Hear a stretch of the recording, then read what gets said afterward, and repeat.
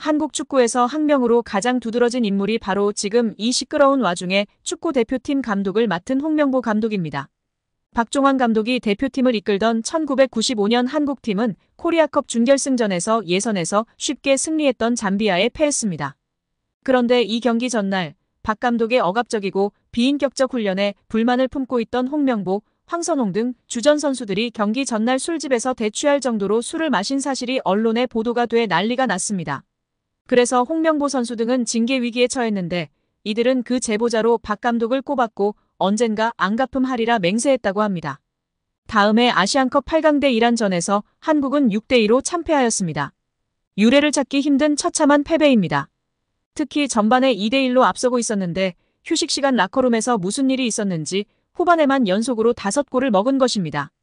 당사자들은 부인하지만 이 사건은 축구계뿐 아니라 축구팬들도 의혹을 거두지 않고 있습니다. 박 감독은 결국 감독에서 물러났고 당시를 회상하며 자살까지도 생각했을 만큼 개인적으로도 충격이 컸다고 했습니다. 한국이 참패를 당하자 국내 언론들은 11회를 이끌고 있는 홍명보가 태업을 이끌었다. 박종환 감독을 끌어내리기 위해 선수들이 태업을 했다라는 등의 뒷말들이 나돌기는 했지만 끝내 참패 원인의 진실은 밝혀지지 않았습니다. 당시 한 언론은 홍명보 선수가 과학적이고 체계적으로 지도하는 감독을 원한다며 스파르타식 훈련을 고집하는 박종환 감독에게 노골적인 반기를 들었지만 누구보다도 체계적으로 지도했던 아나톨리 비쇼베츠 전 감독에게도 노골적인 불만을 터뜨렸다고 전했습니다. 조중현 당시 KBS 해설위원조차 홍명보가 선수로서의 본분을 망각한 것 같다. 옛날에는 감독의 그림자도 밟지 않았는데 어쩌다 이 지경이 됐는지 모르겠다고 개탄했다고 합니다. 하석주 전 전남 감독은 최근 언론 매체 오센과의 인터뷰에서 11회는 그냥 봉사단체다. 내가 회장을 맡고 있다. 라고 밝힐 뿐 특별한 이야기는 하지 않았었습니다. 선수들을 완전히 장악한 감독은 아마 거스 히딩크 감독이 유일할 것입니다. 부임 후 선수들을 지켜본 후 그는 자신의 스타일과 맞지 않는다며 이동국 선수를 대표팀에서 탈락시켰습니다. 이동국 선수는 당시 대표팀 부동의 스트라이커였습니다. 난리가 났지만 히딩크 감독은 꿈쩍 않았습니다. 이동국 선수가 한 방에 날아가는 것을 보고 당시 건방이 하늘을 찌르던 대표팀 선수들은 정신을 번쩍 차렸습니다. 긴 머리 휘날리던 테리우스 안정환 선수는 머리를 자르고 뽀글이 파마를 하고 트레이닝 센터에 나타났습니다. 이는 히딩크 감독이 레알 마드리드 등 명문 유럽 프로팀의 감독이었고 직전 월드컵에서 한국팀을 5대0이라는 처참한 스코어로 지식여버린 네덜란드 팀의 감독이었기에 가능한 일이었습니다. 그런데 지금 월클 반열에 오른 손흥민과 차기 월클 이강인, 바이에른 뮌헨의 김민재 등이 즐비한 한국 대표팀입니다. 고작 K리그 선수발로 우승 몇 번 한 감독이 자기가 최고라고 자부하고 있는 상황 속에서 과연 어떨까요? 제대로 된 절차도 밟지 않은 낙하산 감독인 주제에 선수들이 너무나 불쌍할 따름입니다. 여기에 국내 방송에서 히딩크 감독이 한국과 이강인, 손흥민 등을 언급하며 이야기한 사실이 화제가 되고 있습니다. 4월 17일 방송된 유퀴즈 온 더 블럭 240회에서는 거스 히딩크 전 대한민국 축구대표팀이 출연해 한국 축구의 미래를 응원했습니다. 또 히딩크와 친분이 있는 야판 츠베덴 서울시향 음악 감독도 출연해 히딩크와 티키타카를 자랑했습니다. 히딩크와 츠베덴은 각각 축구와 음악에 있어서 네덜란드가 배출한 세계적인 거장이자 누구보다 한국을 사랑하고 인연이 깊은 네덜란드인이라는 공통점이 있었습니다. 히딩크 감독은 네덜란드와 대한민국, 호주, 러시아 국가대표팀, 레알 마드리드와 첼시, 아인트호번 등 여러 축구 명문 클럽과 국가대표팀의 사령탑을 역임한 세계적인 명장입니다.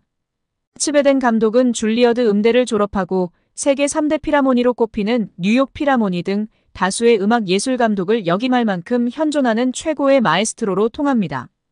두 거장은 각기 다른 분야와 14살의 나이 차이에도 불구하고 사적으로 절친한 관계로 유명합니다. 전 대표팀 감독으로서 히딩크가 바라보는 현재 한국 축구의 상황은 어떨까? 히딩크는 한국 축구가 차기 대표팀 감독을 결정해야 하는 중요한 시기에 있다고 분석했습니다. 그러면서도 히딩크는 한국 축구는 제가 처음 왔을 때와 비교하면 정말 많이 달라졌다. 2002년에는 안정환을 제외하면 외국에서 활동하는 선수가 거의 없었다. 하지만 지금은 손흥민, 김민재, 이강인 등 많은 선수들이 전 세계 리그에서 활동하고 있다라며 그만큼 엄청난 발전을 이루었다는 뜻이다. 한국 선수들은 충분히 자부심을 가져도 된다고 격려했습니다. 마지막으로 히딩크는 위기라는 단어를 너무 남발하지 말라고 당부하면서 미래에 뭘 할 수 있을지를 생각하라, 무엇을 발전시킬지를 고민하는 것이 한국에게는 중요하다고 발상의 전환을 강조했습니다. 한국 선수들 특유의 강인한 정신력을 높이 평가한 히딩크는 앞으로도 한국 축구만의 강인한 정신을 유지한다면 더 멋진 미래가 열릴 것이라는 따뜻한 덕담을 전하며 이야기를 마무리했습니다. 브레스트와 리그앙 4라운드 홈 맞대결을 앞두고 진행된 기자회견서 엔리케 감독은 이강인의 재능을 칭찬했습니다.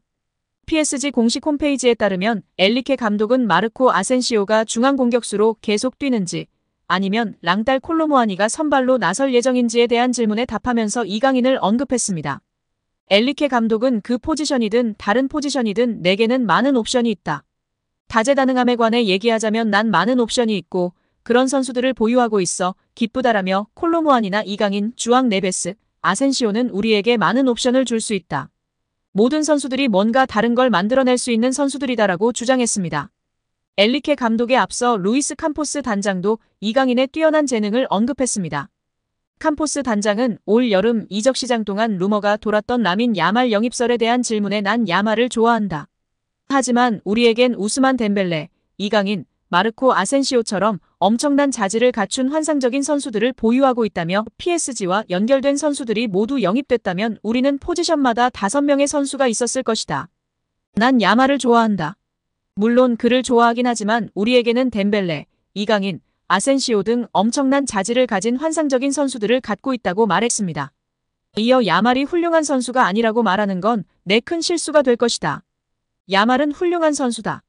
난 야말이 그런 수준으로 플레이하는 걸 보게 돼 매우 기쁘다라면서 하지만 PSG는 야말과 같은 포지션에 있는 선수들에게 매우 만족하고 있다고 강조했습니다. 야말은 바르셀로나와 스페인 국가대표에서 오른쪽 측면 공격수로 활약하고 있는데요. PSG에서 덴벨레, 이강인, 아센시오가 뛰는 위치입니다. 캄포스 단장은 야말과 같은 포지션인 이들의 능력에 큰 점수를 준 것입니다. 이날 이강인은 프랑스 리그앙 4라운드 홈 경기에서 오른쪽 미드필더로 나서 전후반 90분 동안 플레이메이커 역할을 하며 3대1 역전승에 크게 기여했습니다. 축구 통계 매체 소파스코어에 따르면 이강인은 풀타임을 뛰며 전체 패스 83개 중 78개를 성공시켜 94%의 높은 패스 성공률을 보였습니다. 드리블과 키패스는 각각 2회씩 성공시켰습니다. 태클 사회로 수비적으로도 준수한 모습을 보였습니다. 축구 통계 매체 품목은 멀티골을 터뜨린 우스만 덴벨레에게 최고 평점을 주면서 공격 포인트를 기록하지 못한 이강인에게도 공격 2선에서의 활약을 높게 평가하며 8.1점의 높은 평점을 부여했습니다. 이강인은 덴벨레, 하키미, 루이스에 이어 팀 내 4번째 높은 평가를 받았습니다. 이강인은 오른쪽 풀백 아슈라프 하키미와 오른쪽 윙포워드 우스만 덴벨레와 함께 오른쪽 공간을 지배하며 PSG의 공격을 이끌었습니다.